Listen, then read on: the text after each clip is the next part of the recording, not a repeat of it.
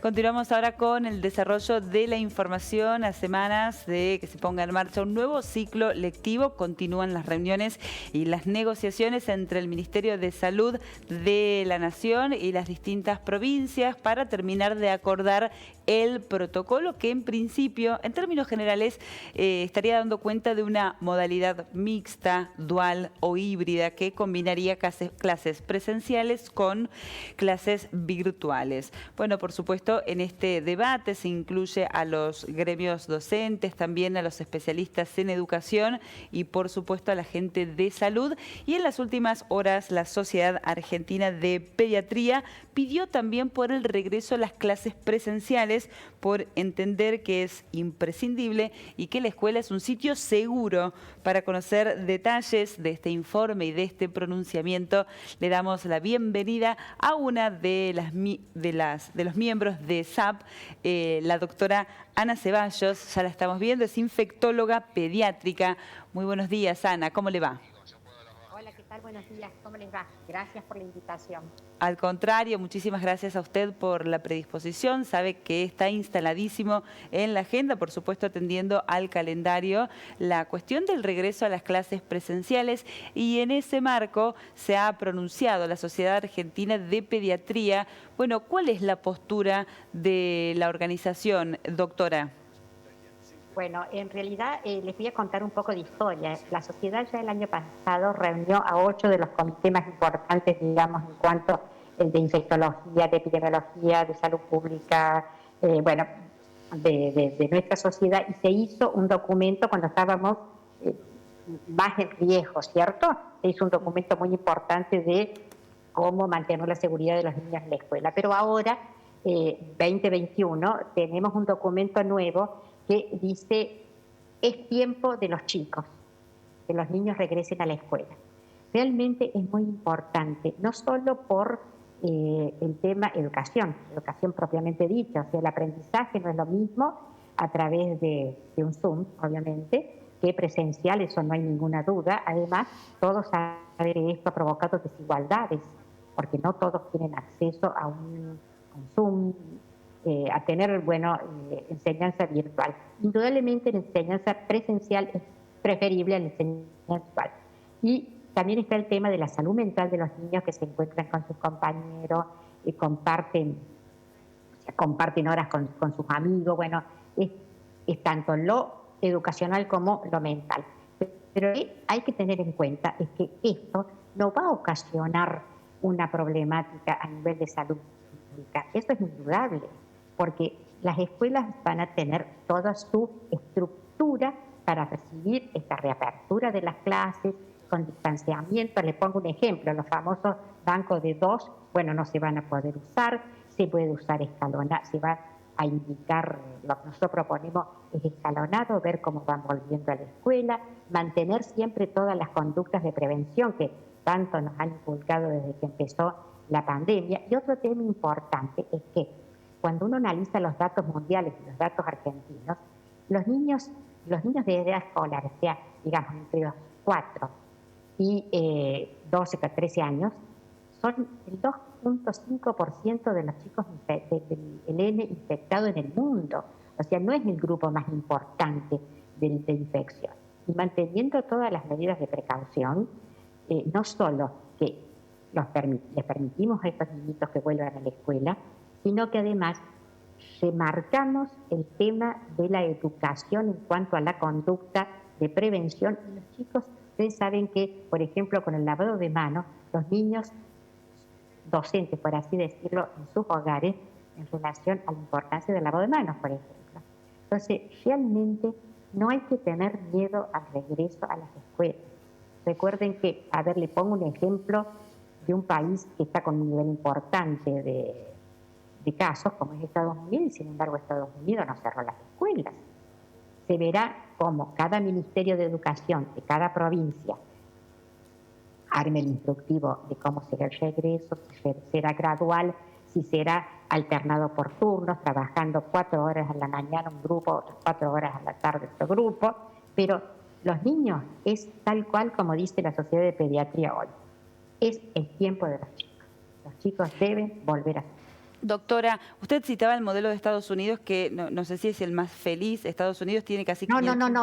casi No es 500.000 muertos lo que por le digo. coronavirus. A pesar de la cantidad, ustedes saben, con un rebrote, un importante, por supuesto, Estados Unidos. Sin embargo, Estados Unidos no suspendió las clases. Hacía clases escalonadas, un grupo lunes, miércoles y viernes, o lunes, martes y miércoles, y bueno, le encontró la vuelta, por así decirlo, de que los niños no perdieran clases. El ¿Sí? supuesto era Siendo que... un lugar que está con un nene importante de casos, ¿no? Sí, 500.000 muertos por coronavirus. Estados Unidos, un país que ha batido Bueno, no es poco récords. número, ¿no? Es, Exactamente. bueno, una de las cuestiones que cambian radicalmente la gestión sanitaria a partir de la asunción de Joe No, Biden. por supuesto, va a Está en ser la otra agenda. mirada, obviamente. Eso no lo dudamos, sí. Doctora, el supuesto por el que se suspendieron las clases, o uno de los supuestos, era que los chicos pudiesen operar como vectores del coronavirus. Si bien hay un número bajo de representación en el número de positivos, los niños pueden llevar el contagio a la casa. ¿Cómo se analiza esa situación? Bueno, este es un tema discutido.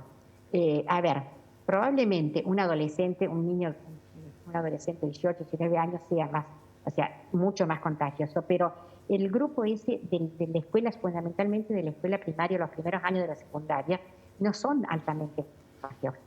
Entonces, manteniendo, como les decía, a ver, cómo juegan en el patio, todo, o sea, toda una serie de estructuras que obviamente el Ministerio de Educación será el que las marque, no son altamente contagiosos. Por lo tanto, es un tema que hay que marcarlo. Es mucho más contagiosa que se reúnan un grupo de personas de 18, 20 años, 20 personas, que los niños de primero, segundo, tercer grado, escalonados, con todas las medidas, se reúnan en el colegio. O sea, realmente nosotros la postura es la reapertura de la postura de SAP, ¿no? La Sociedad de Pediatría. Doctora, bueno, usted sabe que a esta hora se están debatiendo los protocolos, hay reuniones entre Nación y las provincias. Cada provincia tiene su situación sanitaria particular. Si usted tuviese que confeccionar ese protocolo para regresar a las clases presenciales, ¿cuáles serían los puntos que habría que tener necesariamente en cuenta en cuanto a lo edilicio, en cuanto al comportamiento, a la higiene? ¿Cómo configuraría ese protocolo? Bueno, hay dos o tres cosas. Por ejemplo, primero, al ingreso escolar, por supuesto, tener bien el alcohol. Cuando uno ingresa a cualquiera de los lugares que están abiertos, ¿cierto? El tema del alcohol, el pasar los pies por las alfombras sanitizantes, el tener un lugar para dejar las mochilas o procurar que vayan. Nosotros el año pasado algo escribimos de esto con gente del Ministerio de Educación de Córdoba. Por ejemplo, veo que a los niños les encanta ir con las mochilas llenas de cosas. Entonces, por ahí, a lo mejor simplemente ir con 2 cuadernos y una cartuchera, o si no, tener un lugar específico para las mochilas. En el aula tiene que ser muy ventilada. En las escuelas que tengan muchos espacios, por ejemplo, un Zoom grande o un comedor grande, por ahí hacer las islas, las famosas, ¿cierto? Las burbujas en distintos lados, manteniendo un nene chico en cada burbuja.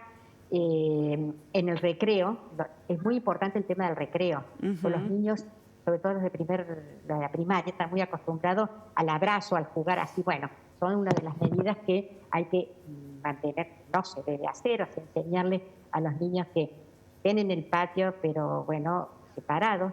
Hay que seguir con el uso del barbijo, hay que indicarles cómo ir al baño, se tiene que ir también escalonadamente, no en ningún momento agruparse los niños y a ver, no sé si me pasa algún otro aspecto.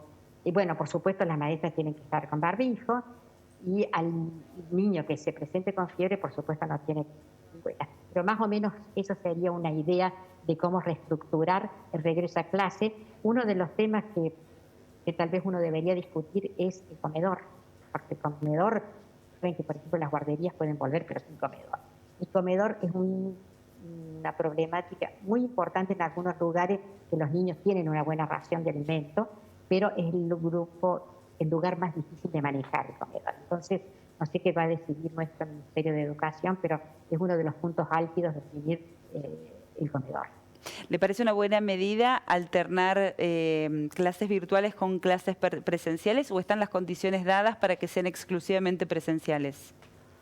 La idea de nuestra sociedad es que sean presenciales, escalonadas, como les decía, un grupo va 4 horas a la mañana, otro grupo va 4 horas a la tarde, por ejemplo, o un grupo va lunes, martes y miércoles, otro grupo jueves, viernes, y la semana siguiente alterna. El que fue lunes, martes y miércoles va 2 días nada más y el otro grupo va 3, pero bueno, creo que estas son definiciones que va a tener que tomar nuestro Ministerio de Educación junto con las autoridades del Ministerio de Salud. Y por último, consultarle, doctora, ¿qué cambió del año pasado a este? El año pasado se llevaron a cabo clases virtuales. Este año el número de contagios, por ejemplo, para el mes de diciembre fue muy parecido al número que se registró en junio, en julio. ¿Por qué el año pasado fueron virtuales y este año ya podríamos volver a la presencialidad? Digo, epidemiológicamente no ha cambiado mucho. No ha cambiado mucho. Esto es una definición que tiene que dar el Ministerio de Educación. Recuerden ustedes que la Ciudad de Buenos Aires el año pasado sí intentó volver.